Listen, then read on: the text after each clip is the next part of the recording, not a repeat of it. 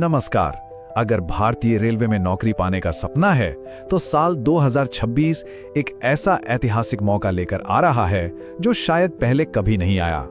चलिए इस सुनहरे अवसर की हर एक बात को बारीकी से समझते हैं। तो 2026 में ऐसा क्या खास होने वाला है? देखिए, ये सिर्फ एक और भर्ती का साल नहीं है, बल्कि ये दोहरे अवसरों का साल है। और इसका मतलब क्या है, यही तो सबसे मजेदार बात है। तो क्यों कहा जा रहा है कि 2026 एक गोल्डन ईयर होने वाला है? इसका पूरा जवाब इस दोहरे अवसर वाली बात में ही छिपा है। आइए इसे और अच्छे से समझते हैं। तो ये डबल मौका है क्या आखिर? देखिए, इसे ऐसे समझिए, 2026 में ना दो भर्तियां एक साथ चलने वाली हैं। एक तो वो जो 2025 की भर्तियां पेंडिंग हैं, उनके एग्जाम्स 2026 में होंगे, और साथ ही साथ 2026 का अपना फ्रेश नया भर्ती कैलेंडर भी आएगा और उसके एग्जाम्स भी होंगे। मतलब एक ही साल में तैयारी करने वालों को 2 साल की भर्तियों का फायदा मिलने वाला है। और जरा पदों की संख्या तो देखिए, 1.5 लाख से भी ज्यादा। ये कोई छोटा मोटा नंबर नहीं है। पिछले कई सालों के मुकाबले ये एक बहुत बड़ी संख्या है, जो इस मौके को और भी खास बना देती है। अब इतनी सारी वैकेंसीज का फायदा उठाने का सबसे स्मार्ट तरीका क्या है? वो है एग्जाम्स के स्ट्रक्चर को समझना। और यहीं पर तैयारी करने वालों के लिए एक बहुत बड़ा स्ट्रैटेजिक एडवांटेज छिपा है। इसका सीधा सा मतलब यह है कि अलग अलग पोस्ट के लिए अलग अलग बिखरी हुई तैयारी करने की कोई जरूरत नहीं है। बस एक बार फोकस के साथ तैयारी कर ली तो समझिए सफलता के कई दरवाजे एक साथ खुल जाते हैं। और ये जो एक तैयारी वाली बात है, ये रेलवे के कई बड़े एग्जाम्स पर लागू होती है, चाहे वो एनटीपीसी हो, ग्रुप डी हो, एएलपी हो या फिर टेक्नीशियन। एक ही तैयारी से कई निशाने साधे जा सकते हैं। अब सवाल उठता है कि ये एक तैयारी वाली बात काम कैसे करती है? बहुत सिंपल है।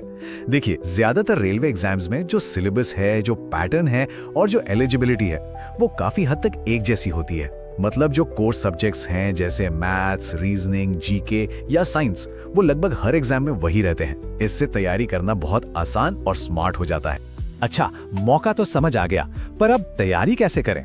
इसके लिए एक बहुत ही प्रैक्टिकल 4 महीने की रणनीति है, जिसे 3 आसान स्टेप्स में बांटा गया है।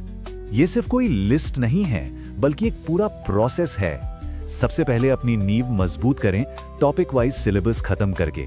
फिर जी जान लगाकर प्रैक्टिस करें और आखिर में अपने परफॉर्मेंस को चमकाएं। फाउंडेशन, प्रैक्टिस और परफॉर्मेंस। इस पूरी रणनीति में जो दूसरा और तीसरा स्टेप है, यानी प्रैक्टिस और परफॉर्मेंस, वही असल में सफलता की चाबी है। चलिए देखते हैं कि इन आखिरी मराहिल में महारत कैसे हासिल की जाए।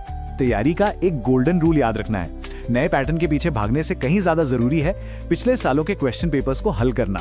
कहा भी जाता है कि जिस उम्मीदवार ने पीवाईक्यूज अच्छे से कर लिए, समझिए उसने सब कर लिया। सच में, और किसी चीज की जरूरत ही नहीं है, क्योंकि रेलवे में सवाल अक्सर रिपीट होते हैं। मॉक टेस्ट देने का भी एक सही तरीका होता है। शुरू में ही फुल लेंथ टेस्ट देके निराश होने की जरूरत नहीं है।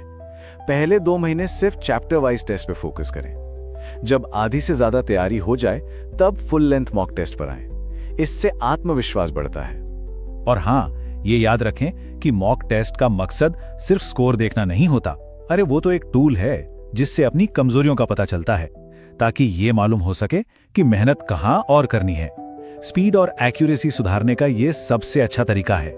तो कुल मिला के बात यह है कि 2026 का ये ऐतिहासिक मौका एक फोकस्ड, स्मार्ट और लगातार मेहनत की मांग करता है। अवसर जब इतना बड़ा हो तो तैयारी भी उसी लेवल की होनी चाहिए। तो टेक अवे यही है कि 2026 का ये शानदार मौका दरवाजे पर दस्तक दे रहा है और सफलता का रास्ता भी साफ है। अब सवाल बस एक ही है, क्या इस रास्ते पर चलने के लिए रणनीति तैयार है?